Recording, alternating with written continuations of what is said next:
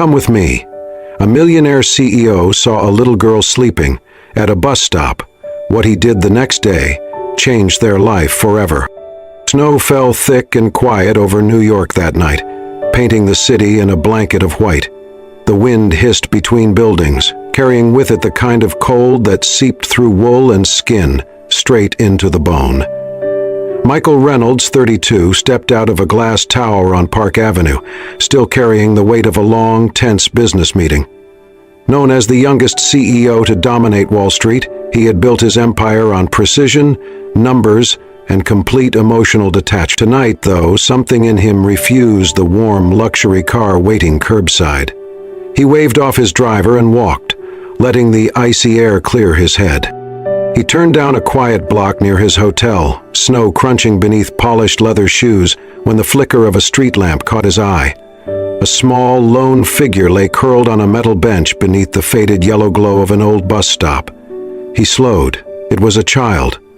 Michael stepped closer, his breath visible in the frigid air. The girl couldn't have been more than 4.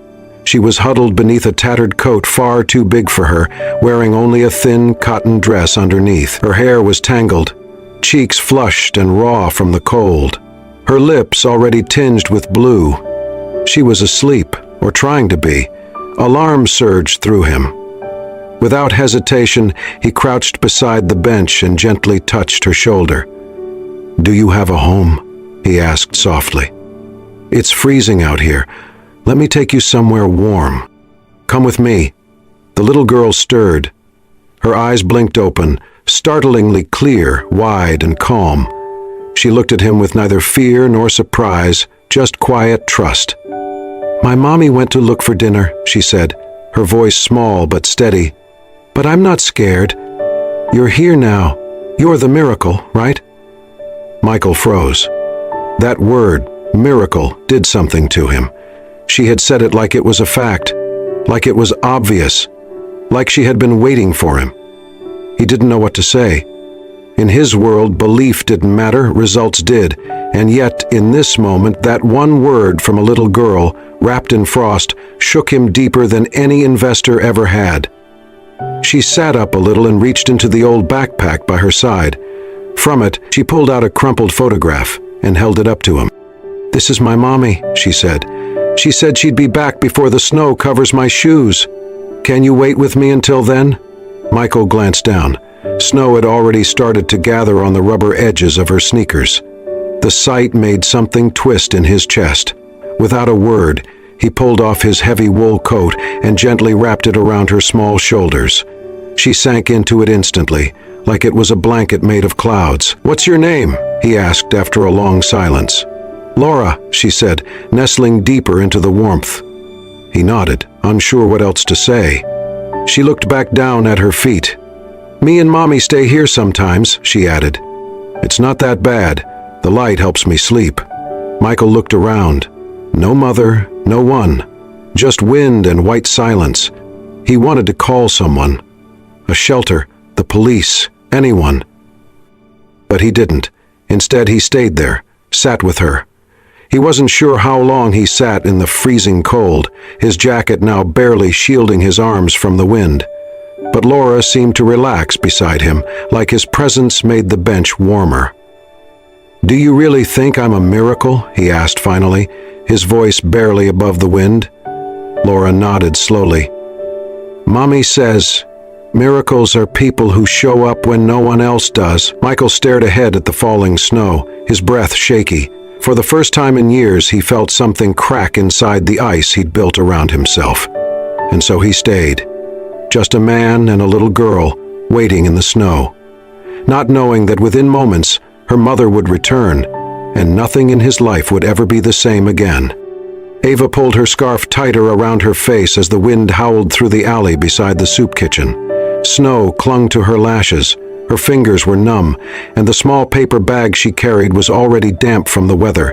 Inside it were 2 containers of warm rice porridge and a single bread roll, tonight's dinner for her and Laura.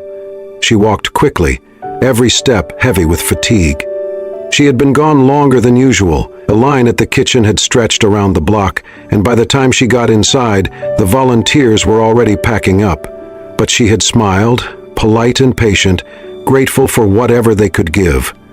That was the rule she lived by.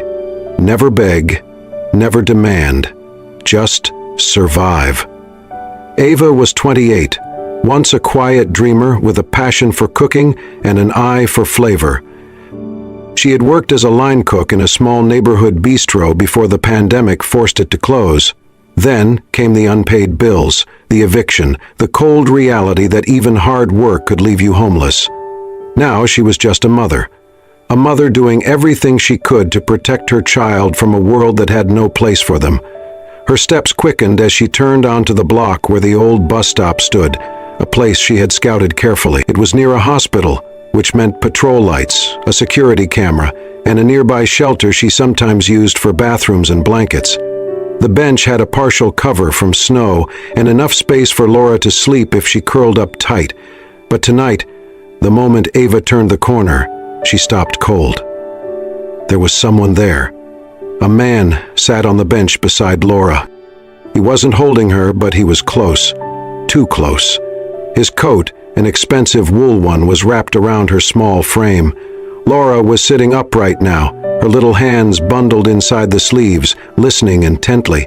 He was speaking softly, telling her a story, maybe. His voice was low, warm, steady, almost like a lullaby. Ava's heart pounded. She dropped the bag, bolted forward, and reached for her daughter. "Laura!" she cried, her voice sharp with panic. She scooped the child into her arms, pulling her close, shielding her instinctively. The man stood quickly, but didn't move toward her. His hands rose immediately, palms open. "I'm not here to hurt her," he said calmly. "I was just sitting with her. She was alone, cold." Ava backed up a step, eyes scanning his face, clean-shaven, young, serious, and unfamiliar. She didn't see malice, but she didn't trust him either. "You don't get to touch someone's child just because they look cold," she snapped, arms tightening around Laura. "I didn't touch her," he said gently. "I gave her my coat and sat with her. She told me you were coming back. I was going to wait until you did." Laura stirred in her arms, then smiled sleepily. "Mommy, he's nice. He stayed with me. He's warm like cocoa." Ava looked down at her daughter. Her skin was less pale now. She had stopped shaking. She turned back to the man, her voice still guarded. "Who are you?" "My name is Michael," he said. "I was walking by, that's all." He made no move to reclaim the coat. He just stood there, in his dress shirt, snowflakes collecting on his shoulders, hands still up. Ava studied him. His eyes were steady, not predatory, not empty, just tired, like hers. Still, she said nothing. "I can leave if you want," he offered. "But maybe you could keep the coat for her, just tonight." Ava looked at the thick wool wrapped around Laura, saw how her daughter had curled into its warmth like she belonged there. She exhaled slowly. "No," she said. "You can stay. For now, just don't try anything." "I won't," Michael nodded, his voice quiet. "I get it." He sat back down, this time at a respectful distance. Ava hesitated, then sat beside him, Laura resting in her lap between them.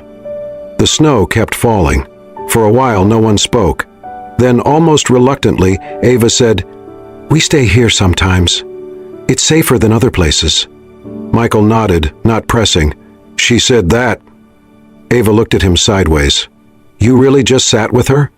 He met her gaze. "No child should be that alone. Not in this kind of cold." She studied him a moment longer, then looked away. And for the first time in a long time, Ava didn't feel quite so alone on that bench. Ava sat with her arms wrapped tightly around Laura, her body forming a barrier between the child and the world. Though her voice had softened, her posture remained tense. Michael, still sitting a short distance away on the icy bench, didn't push. He simply waited, calm, quiet, present. The snow continued to fall, blanketing the sidewalk in silence. After a while, Ava glanced at him again. "Thank you," she said cautiously. "For staying." Michael gave a slight nod. No thanks needed, I just didn't want her to be alone. Ava lowered her gaze. That's kind of you, but kind usually comes with a price. I've learned that. Michael tilted his head slightly. Not always. Ava didn't answer. Her arms tightened around Laura as if shielding her from more than just the cold. Michael hesitated, then spoke again. I'm staying at a hotel nearby. It's warm, clean. You and your daughter could stay the night there, just one night. You'd be safer than here. Ava looked at him sharply. And then what? We wake up with a bill we can't pay, or worse, owe you something else? Michael didn't flinch. You wouldn't owe me anything. She let out a bitter laugh, though it was quiet. That's what they all say. Nothing is free. Michael didn't argue. Instead, he looked down at his own hands, then back at her. You're right to be careful. I respect that. He stood, brushing snow off his sleeves. There's a budget motel about 4 blocks from here. No one will bother you there. I'll take you there, pay for the night anonymously. After that, you decide what's next. Ava narrowed her eyes. Why would you do that? Michael met her gaze. Because I can, and because I want to. That answer stunned her into silence. Eventually, she nodded slowly. We'll go, just for tonight. He said nothing more, just offered a small nod and waited while she stood, lifting Laura gently in her arms, the heavy coat still wrapped around the child like a cocoon. They walked the 4 blocks in near silence. Laura, half asleep in Ava's arms, stirred only once to whisper, I like him, Mommy. He makes the air feel warm.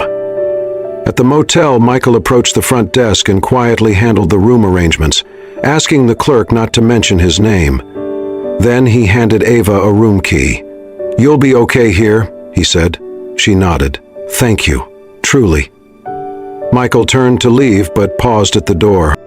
Then he felt it, a small tug at the sleeve of his coat. He looked down. Laura stood there, eyes wide, her voice a whisper. Will you come back tomorrow? I still have more of the miracle story to tell. Michael felt his chest tighten. He crouched slightly to meet her at eye level. I'll try, he said softly. I'd like to hear it. She smiled, satisfied, then ran back to her mother's side.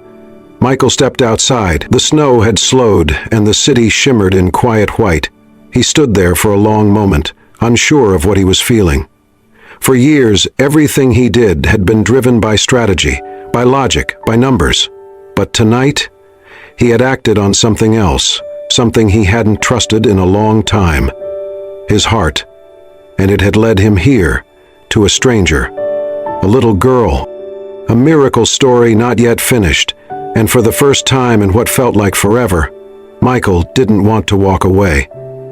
Michael sat in his office the next morning, a coffee going cold beside him, but his mind nowhere near quarterly reports or board meetings. He could not stop thinking about the woman and child from the night before. There had been something about Ava, something quiet but unwavering, a strength that didn't demand attention but commanded respect. She had every reason to break down, to beg, to surrender to circumstance, but she hadn't, and Michael couldn't shake the image of her sitting silently on that bench, shoulders squared against the wind, holding her daughter like a shield. Without fully understanding why, he called his assistant. I need some discreet background work, he said. Her name's Ava, mid to late 20s. Has a daughter named Laura. I think she worked in food service. No police involvement, nothing aggressive, just who she is. His assistant didn't ask questions. She never did.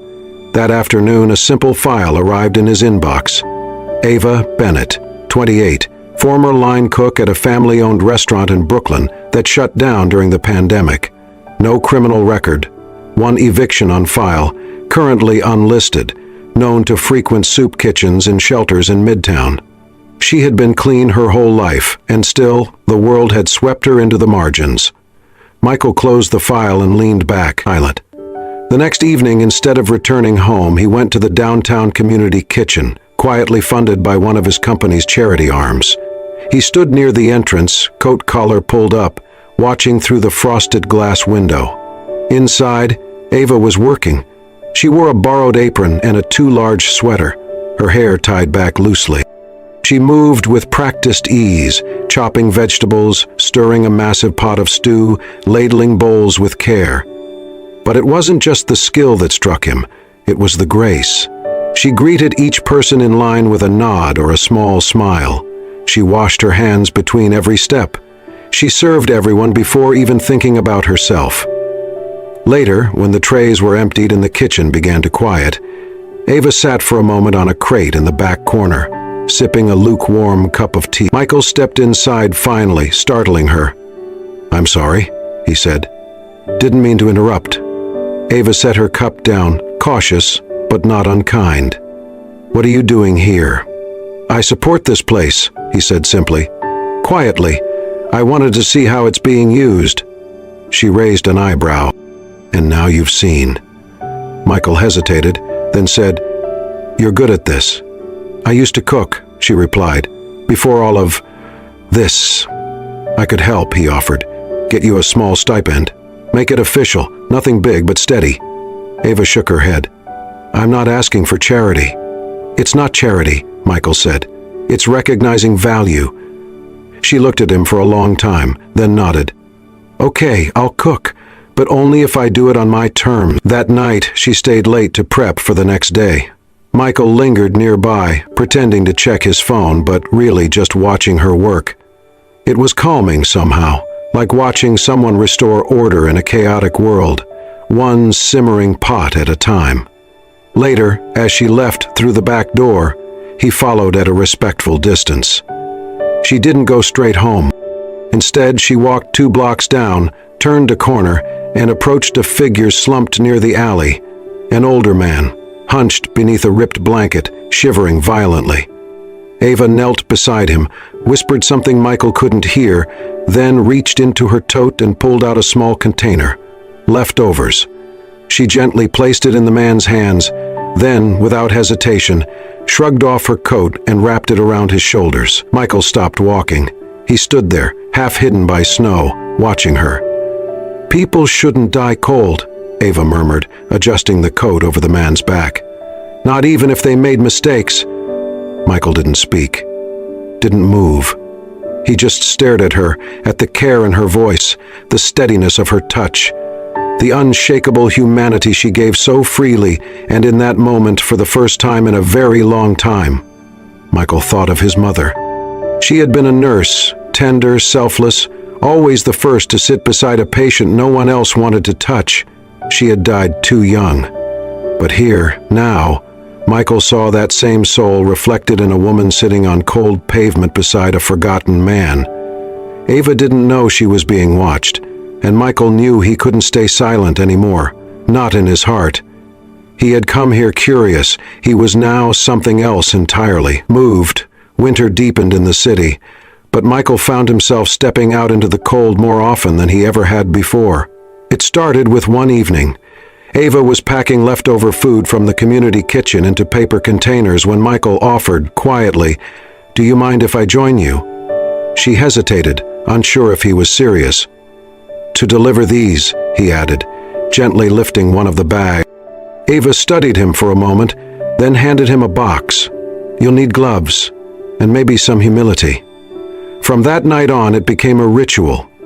Each evening after the kitchen closed, they loaded up small meals and walked together through alleys, subway entrances, and forgotten corners of the city, places where people slept in doorways and under stairwells.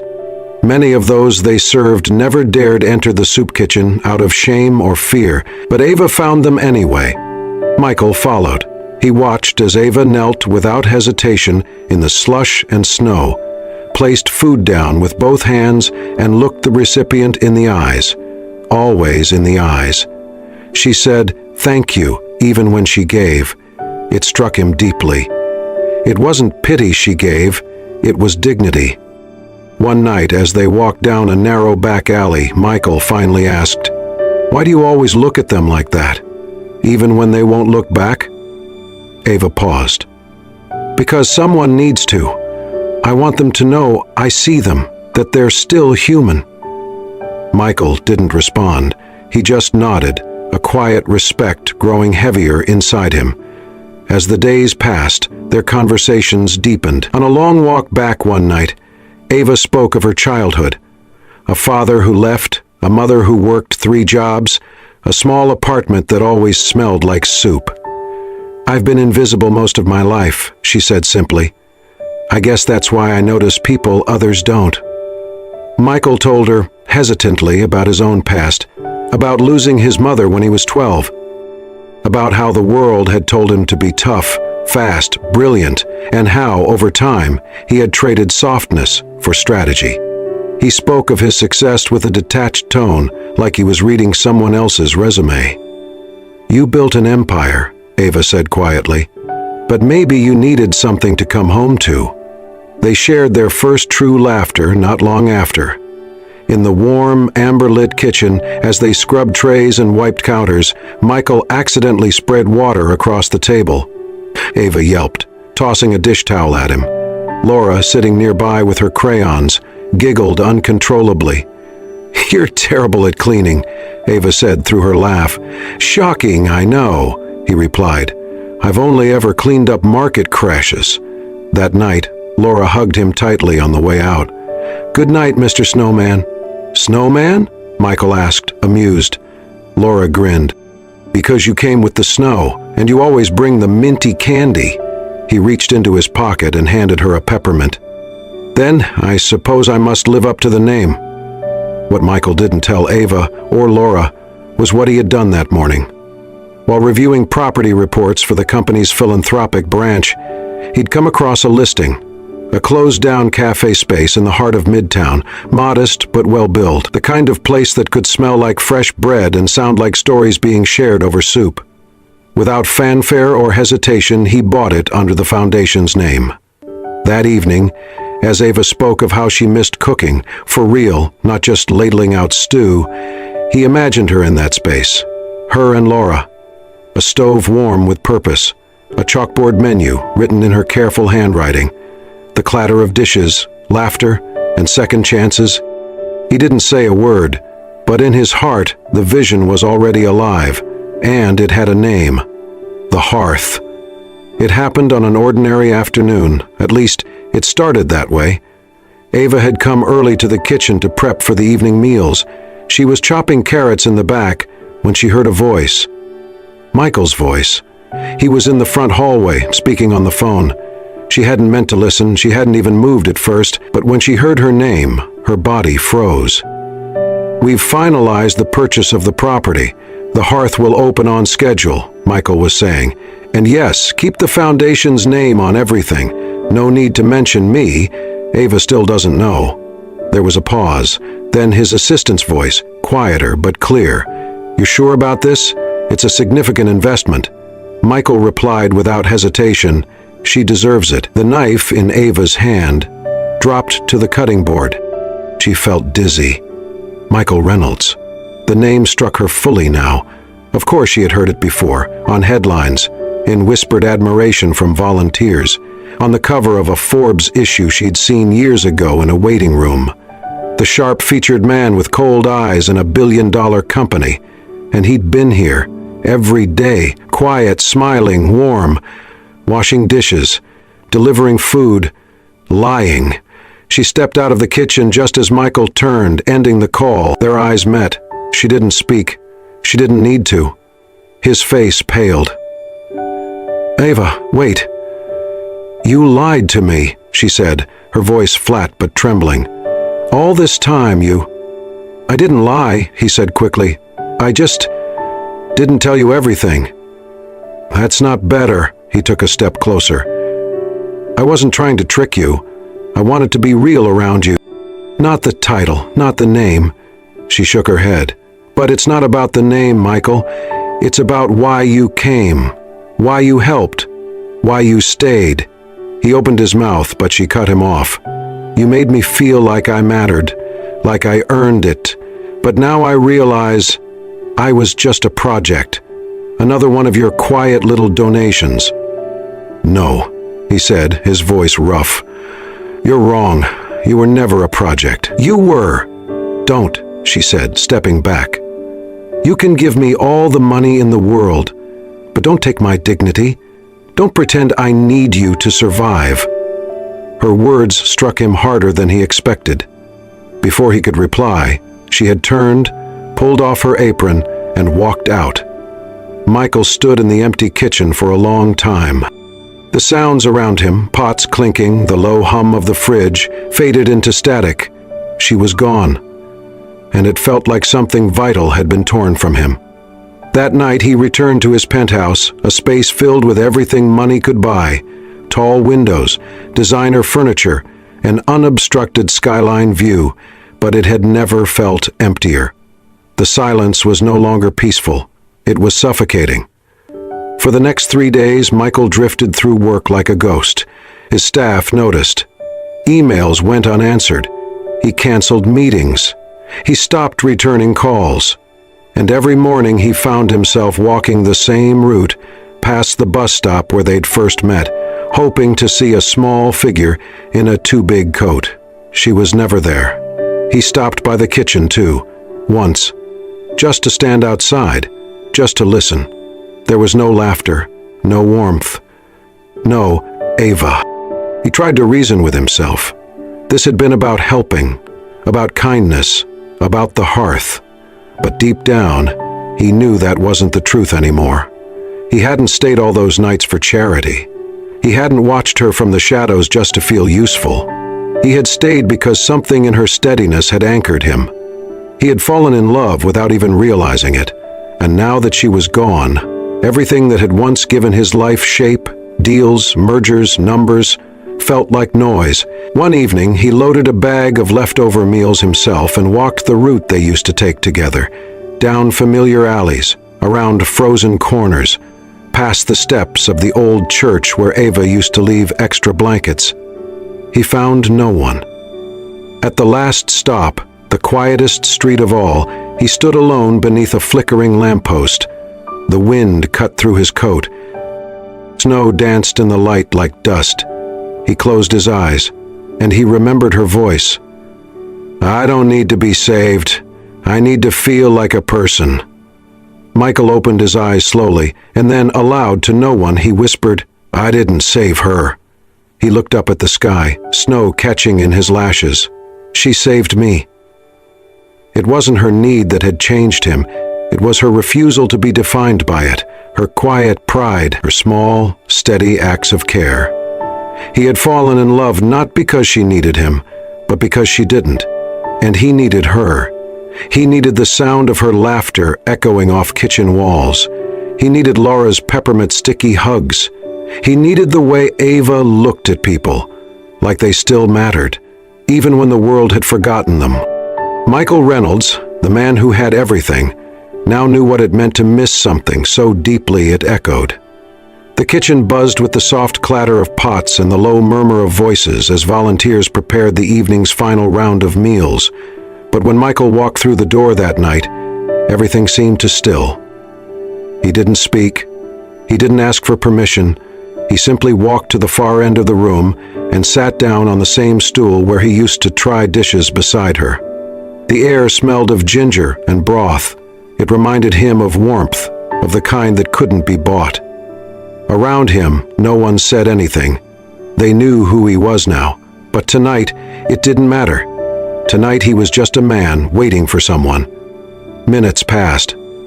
Then Ava appeared. She stepped out from the back, holding a steaming bowl in her hands. Her hair was pulled back loosely, a few strands falling around her face. She walked slowly, her eyes fixed on him, unreadable. She said nothing as she placed the bowl on the counter in front of him. Not a greeting, not a smile. Just, "Eat." "I added extra ginger. It's cold out." Michael looked up, locking eyes with her. He reached for the spoon, then paused. "I don't know when it started," he said quietly. "Maybe it was the night I saw you give your last bowl of soup to someone who couldn't meet your eyes. Or maybe it was when you laughed, even though I knew you hadn't slept. But somewhere along the way I stopped coming here to help." He held her gaze. "I came here because I needed you."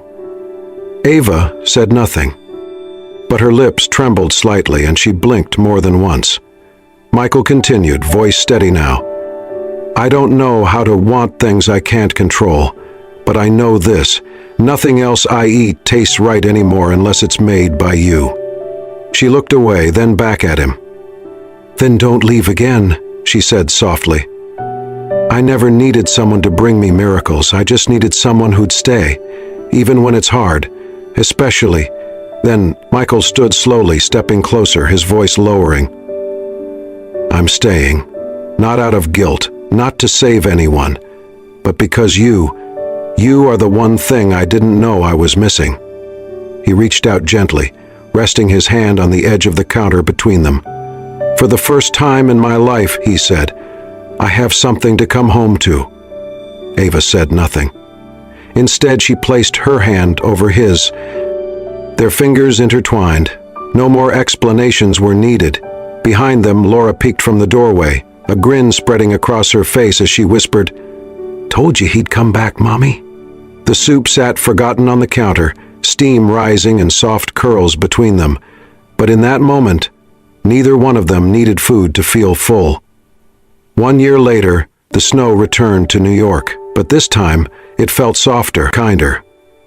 At the edge of the city, nestled between old buildings and new beginnings, stood Hearth Village, a community unlike any other.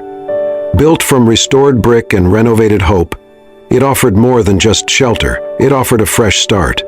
Inside its walls, there was a bustling community kitchen, a classroom for vocational training, shared gardens, a reading nook, and a playground where children's laughter echoed like bells. And at the heart of it all stood Ava, now the head chef and program director. She moved through the kitchen with the same grace she once did in borrowed aprons, only now with staff behind her and a vision before her. Laura, now 5, wore a bright yellow sash labeled Ambassador of Smiles. She had taken the title very seriously, greeting every visitor, volunteer, and resident with her signature giggle and a handful of peppermints. On opening day, the small community hall overflowed with people, donors, partners, former shelter residents, and families who had once called the streets home. Michael stepped onto the stage to speak, modestly dressed in a wool coat and open collar, eyes scanning the crowd. Just as he reached for the microphone, a blur of motion zipped past the side curtain. "Wait!" Laura shouted, climbing the steps to join him, holding a toy microphone she had insisted on bringing. The crowd chuckled.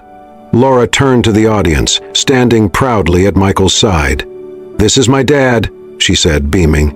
"He's not a miracle. Everyone says he is, but he's not." Michael blinked, amused and slightly stunned.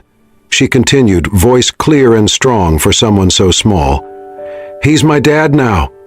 I wished for him a long time ago, and he came." The room filled with soft laughter, applause, and more than a few tears.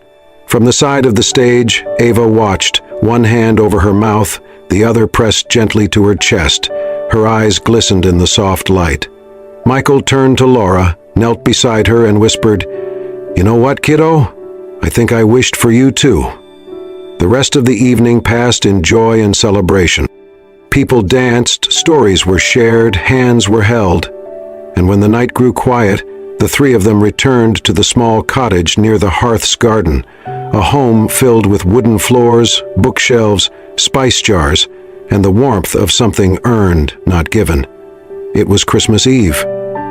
In the kitchen, Ava sliced a spiced apple cake, while Laura knelt on the windowsill, watching the sky for lanterns. Michael stood nearby, mug in hand, watching them with a gaze that held more than gratitude.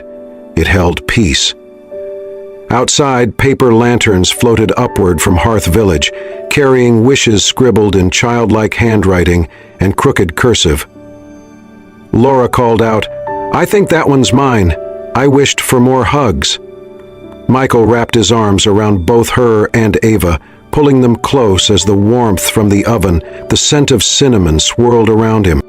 Ava leaned her head against his shoulder and whispered, "We used to wish for a miracle." Michael smiled gently, eyes on the sky. "But it turns out," he said, tightening his embrace, "you were the miracle I never dared to ask for." And beneath a sky filled with lanterns, laughter, and soft snow, Their little family stood wrapped in light, not just from the season, but from something deeper. Love, home, and a future finally built on both. If this story touched your heart, you're not alone. Sometimes the most powerful miracles are not grand or loud. They're quiet acts of kindness, a bowl of soup, a coat shared in the cold, a hand held in silence. They're found in the people who choose to stay and love without needing to rescue. At Soul Stirring Stories, we believe in the beauty of real moments, of hope born from hardship, and of second chances that change lives. If you believe in those things too, we invite you to subscribe to our channel. Join our community of hearts that still believe in goodness, in healing, and in stories that remind us of who we truly are, because sometimes all it takes is one story to stir your soul. Subscribe now and let the next story find its way to you.